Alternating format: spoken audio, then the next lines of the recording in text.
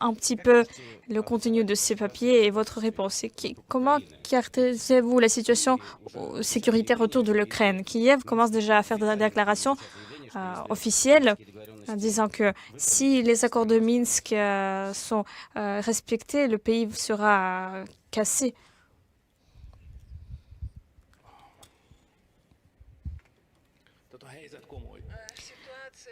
La situation est compliquée.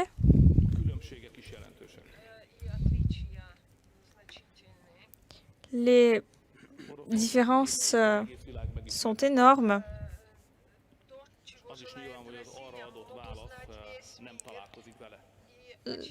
Ce que la Russie veut, le monde entier peut le savoir, et c'est vrai que les réponses données à ces préoccupations,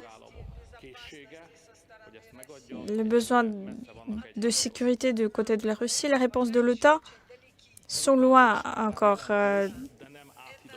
les uns des autres. Même si cette distance est grande, on ne peut pas dire que cette distance est insurmontable. Aujourd'hui, j'ai pu me rassurer que les différends dans les positions peuvent être surmontés, qu'on peut parvenir à des accords qui garantiront la paix, la sécurité de la Russie, et ce sera acceptable pour les pays de l'OTAN. Un tel accord est possible. J'espère que les négociations dans les jours à venir vont mener à un accord de ce genre. Regardez,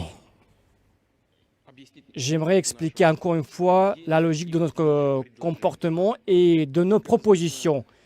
Comme elle est connue, on nous a donné des promesses de ne pas faire élargir l'infrastructure de l'OTAN vers l'Est, ni d'un seul coup.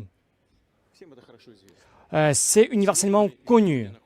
Actuellement, nous voyons où se trouve l'OTAN, la Pologne, la Roumanie, les pays baltes.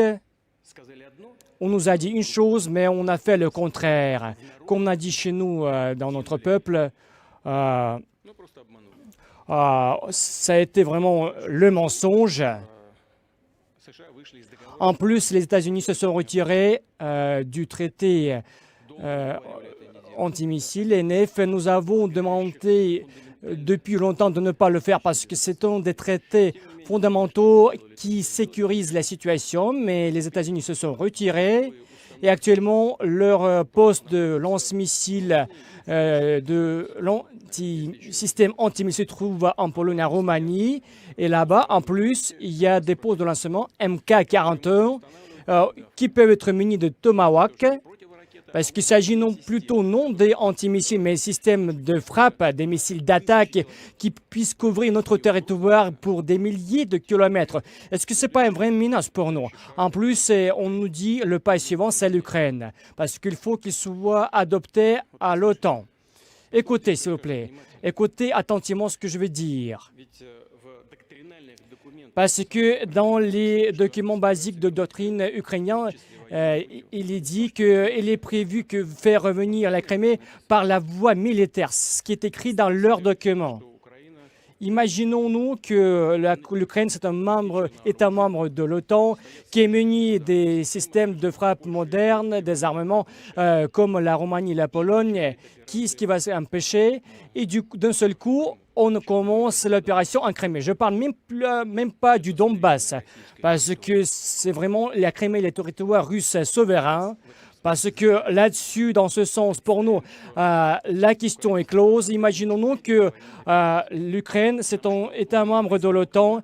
Et dans ce cas-là, qu'est-ce que nous devons faire? Est-ce que nous devons faire la guerre contre l'Alliance, l'OTAN? Est-ce que quelqu'un y a déjà pensé, a réfléchi à ce point? Apparemment, non. Personne n'y a réfléchi. En plus, en ce qui concerne le respect des accords de Minsk, d'une part, on nous dit, on entend que l'Ukraine veut les respecter. Chaque fois, on nous dit que c'est notre faute de ne pas respecter les accords de Minsk. Mais en public, il y a un grand public, on entend que si l'Ukraine respecte les accords de Minsk, elle va se désintégrer. Mais personne n'a apparemment réfléchi au fait que, d'une part, il crée des menaces similaires, non seulement pour la Russie, mais aussi pour l'Ukraine elle-même. Tout cela, dans l'ensemble, ce sont des questions qui nécessitent vraiment une étude très détaillée. La prise en compte des intérêts bilatéraux et réciproques. Chaque fois, on nous dit que chaque pays a la possibilité de choisir le système de procédé pour garantir sa sécurité. Mais je suppose que les États-Unis pensent plutôt non seulement de la sécurité en Ukraine, mais plutôt au deuxième plan.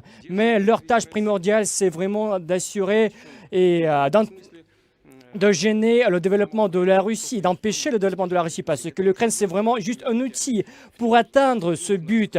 On peut le faire de façon différente, par exemple en faisant participer à quelques conflits armés, en plus en faisant leurs alliés en Europe à imposer des sanctions très sévères et dures contre la Russie, dont on en parle en Europe actuellement, et en essayant de faire adhérer l'Ukraine à l'OTAN en y fournissant des systèmes d'attaque, de frappe, des groupements comme Bender pour faire revenir le Donbass et la Crimée par une voie armée en nous faisant participer à des conflits armés. Et si nous regardons toutes ces questions à multifacettes au sérieux profondément, il devient clair qu'en essayant d'éviter le développement négatif des événements, ce que nous voulons faire, il faut prendre en considération les intérêts de tous les pays, y compris la Russie. Il faut trouver la solution pour ce problème. Dans quel but est-ce que nous avons signé des accords à Istanbul et à Astana qui disent clairement, d'une façon écrite, qu'aucun pays peut assurer sa propre sécurité au détriment, au préjudice des autres. C'est pour ça que nous disons que l'adhésion de l'Ukraine à l'OTAN sape et fragilise notre sécurité. Et chaque fois, on en parle de la politique des portes ouvertes, mais d'où est-ce que viennent ces racines? Où est-ce que... Parce que l'article 10 du traité de 1949, si je ne me trompe pas, qui prévoit la mise en place de l'OTAN, l'article 10 dit que l'alliance de l'accord avec tous les États membres de l'OTAN peut assurer l'adhésion d'autres États européens dans cette alliance, dans cette organisation. Peut, mais il n'est pas obligé. C'est pour ça que les Nations Unies, y compris l'OTAN, peuvent dire à l'Ukraine, nous voulons assurer votre sécurité parce que c'est important pour nous, nous respectons votre aspiration. Mais nous ne pouvons pas vous accepter parce qu'il y a déjà d'autres engagements internationaux que nous avons assumés par le passé. Est-ce qu'il y a quelque chose qui ne soit pas clair, y compris pour l'Ukraine? C'est pour ça qu'il faut trouver une solution pour assurer la sécurité et expliquer à tous les États membres de l'OTAN et à l'Ukraine et à la Russie, mais il n'est possible qu'à condition de faire une étude très approfondie, sérieuse, du document que nous avons soumis. J'espère que ce dialogue soit poursuivi. Et hier, avec le président français, nous nous sommes mis d'accord que probablement il va venir personnellement à Moscou. Et avec lui, je vais en discuter personnellement de toutes ces questions. Et j'espère que finalement, nous allons trouver cette solution, mais nous comprenons très bien que ce ne soit pas une solution facile, mais je ne suis pas capable de dire exactement de quoi il s'agit aujourd'hui. Merci beaucoup de votre attention, chers collègues. Merci beaucoup.